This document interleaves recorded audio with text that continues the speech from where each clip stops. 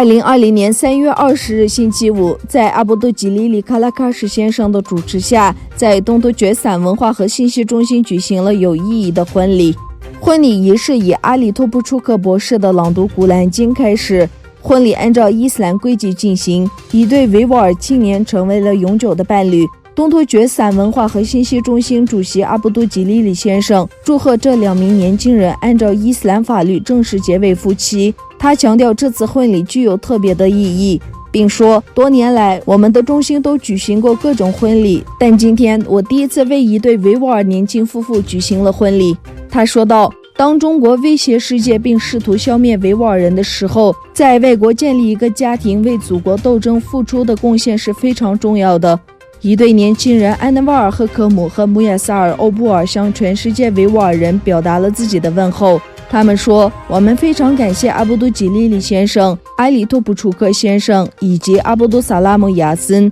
在如此特殊的日子里让我们感受到家庭的温暖。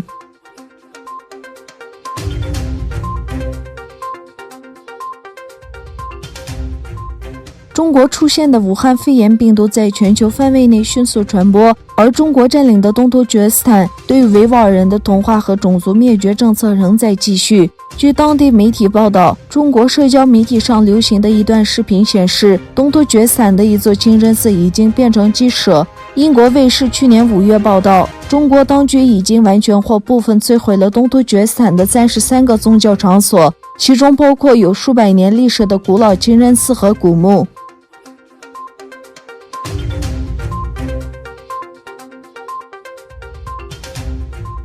因特朗普总统将新型冠状病毒称为中国病毒而引发的争论仍未休止。与此同时，越来越多美国国会议员呼吁对中国政府掩盖疫情导致全球大流行的行为进行追究。来自佛罗里达州共和国参议员马克·鲁比欧星期四3月19日在推特上称，美国在解决当前的问题后会追究中国的责任。中国拒绝在武汉病毒爆发早期向世界提供宝贵的信息，那本有可能可以推迟传播。鲁比欧在推特上说，让我们先专注解决我们国家现在面临的问题，但等我们度过这一切，他们的行为必须面临处置。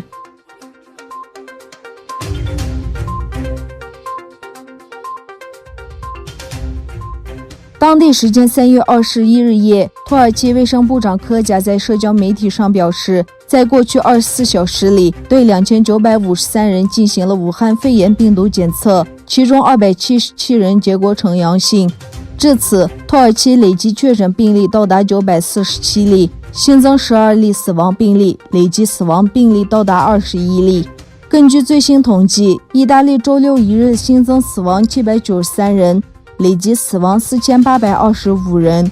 伊朗卫生局昨天通报，境内新增123起武汉肺炎死亡病例，使得官方死亡总数增至1556例，全球确诊感染数也突破2万例。截至美国东部时间21日凌晨1时，美国武汉肺炎确诊病例累计19624例，死亡260例。另一方面，以色列总理内塔尼亚胡说，该国因武汉病毒死亡的人数可能到达数万人。此外，以色列和芬兰等国家首次出现武汉肺炎死亡病例，内尼尔等国家发现首例武汉病毒患者。